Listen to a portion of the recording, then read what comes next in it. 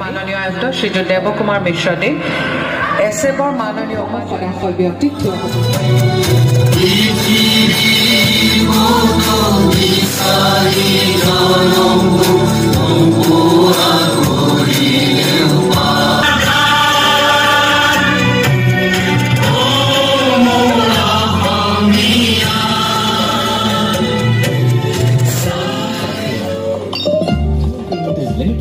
but providing Jivanotsav your future.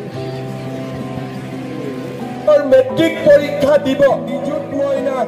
এখন universal সার্বজনীন আঁচনিলৈ ৰূপান্তৰ এটা আমাৰ বন্ধ কৰি দিয়া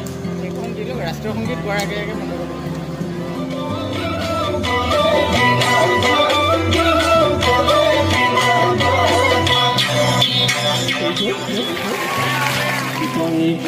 সভা জনাইছে ইয়াৰ পাছতে অন্য এখনি ফুলাম গামোচা আদৰণি জনাইছে সভাৰ মুখ্য অতিথি অংকিতা মেছ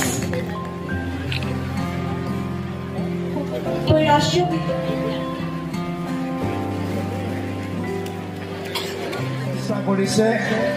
আৰু ইতিমধ্যে আগৰ বছৰসমূহত বিগত বছৰসমূহত আমাৰ যিসকল ছাত্ৰ ছাত্ৰীয়ে পঢ়া আধাতে সামৰিবলগীয়া আছিল তেখেতলোকে সম্পূৰ্ণ কৰিব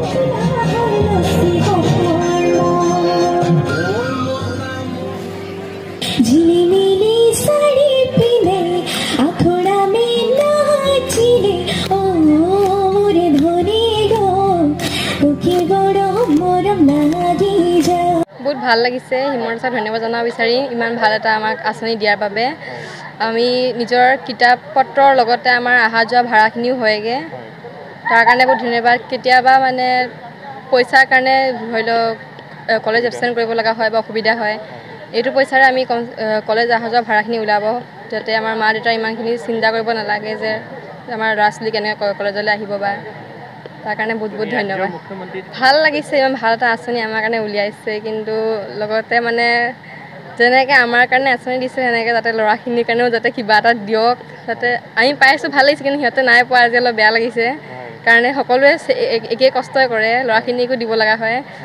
সেইকাৰণে এইটোৱে ৰিকুৱেষ্ট কৰিম যে ল'ৰাখিনিকো দিব লাগে বুলি ধন্যবাদ মাননীয় মুখ্যমন্ত্ৰী ডক্টৰ হিমন্ত বিশ্ব শৰ্মা ডাঙৰীয়াই বহু অভিলাষী আঁচনি ইতিমধ্যে অসমৰ 126টা সমষ্টিতে জনসাধাৰণকে দিছে আৰু সেই অভিলাষী আঁচনিসমূহৰ ভিতৰত আমি ভাবোঁ অন্যতম নিযুত মাইনা আঁচনি 2024 বৰ্ষৰ 6 অক্টোবৰ তাৰিখে প্ৰথমটো নিযুত মাইনা আঁচনি সফলতাৰে সমাপন হৈছিল প্ৰায় 1,61,000 মান ছাত্ৰী পাইছিলে আৰু এইবাৰ 3.5 লাখ ছাত্ৰী উপকৃত হৈছে আৰু বিশেষকৈ নাৰী সবলীকৰণ শিশু বিবাহ বন্ধ কৰা আৰু আৰ্থিকভাৱে দুৰ্বল যিসকল ছাত্ৰী আছে তেওঁলোকে পঢ়াত যাতে অসুবিধা নহয় তেওঁলোকে আৰ্থিকভাৱে সকাহ দিয়াৰ কাৰণে আচলতে এই আঁচনি তৈয়াৰ কৰা হৈছে আৰু ইতিমধ্যে বহু ছাত্ৰীয়ে টকাৰ অভাৱত হোষ্টেলত থকাৰ অভাৱত বা ইউনিফৰ্মৰ অভাৱত তেওঁলোকে স্কুল এৰিবলগীয়া হৈছিলে গতিকে তাৰ পৰা যাতে বঞ্চিত নহয় তাৰ কাৰণে আৰ্থিকভাৱে সবলভাৱে আত্মপ্ৰকাশ কৰিবৰ কাৰণে মাননীয় মুখ্যমন্ত্ৰী ডক্টৰ হিমন্ত বিশ্ব শৰ্মা ডাঙৰীয়া অসম চৰকাৰ আৰু মাননীয় আমাৰ শিক্ষামন্ত্ৰী ডক্টৰ ৰণোজ পেগু ডাঙৰীয়াৰ প্ৰচেষ্টাত আচলতে সমগ্ৰ অসমৰ 126টা সমষ্টিত এই আঁচনি দিয়া হৈছে আৰু আমি ডিগবৈ সমষ্টিত 4খন হায়াৰ ছেকেণ্ডেৰী 2খন মহাবিদ্যালয় এক লগ হৈ ডিগবৈ মহাবিদ্যালয়ে আজি এই প্ৰেক্ষাগৃহতে পাতিছোঁ 1452 গৰাকী ছাত্ৰী তাৰ কাৰণে উপকৃত হৈছে আৰু সকলোৱে সন্তুষ্ট ছাত্ৰীসকলে সন্তুষ্ট অভিভাৱকসকলে সন্তুষ্ট গতিকে আমি ভাবোঁ যে অহা দিনবিলাকত মানে যি অৰ্থৰ অভাৱত ছাত্ৰীয়ে যে উচ্চ শিক্ষা লোৱা নাছিলে বা টকাৰ অভাৱত স্কুল এৰিছিলে তেওঁলোকে ইয়াৰ পৰা সম্পূৰ্ণ মুক্ত হ'ব আৰু তাৰ কাৰণে মাননীয় মুখ্যমন্ত্ৰী ডাঙৰীয়াক আমি ধন্যবাদ জনাইছোঁ আৰু আমি ডিগবৈ সমষ্টিটোত অসমৰ ভিতৰত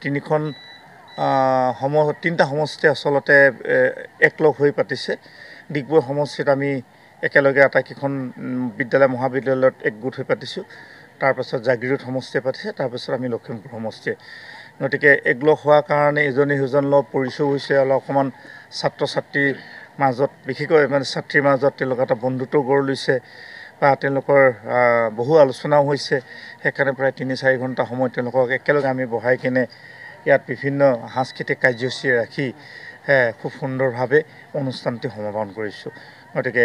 ইয়াত উপস্থিত থকা প্ৰত্যেকগৰাকী অধ্যক্ষ, উপাধ্যক্ষ, সাংবাদিক বন্ধুসকল আছে, মোৰ দলীয় কাৰ্যকৰ্তাসকল আছে, নিৰ্বাচনৰ প্ৰতিনিধি আছে, আৰু আমাৰ অভিভাৱক আছে, সকলোকে ধন্যবাদ দিছোঁ ইমান সুন্দৰভাৱে আজি ডিগবৈ মহাবিদ্যালয়ত অনুষ্ঠানটি সমাপন হোৱাৰ কাৰণে। Thank U. B+NE সদায় সঠিকৰ সন্ধানত।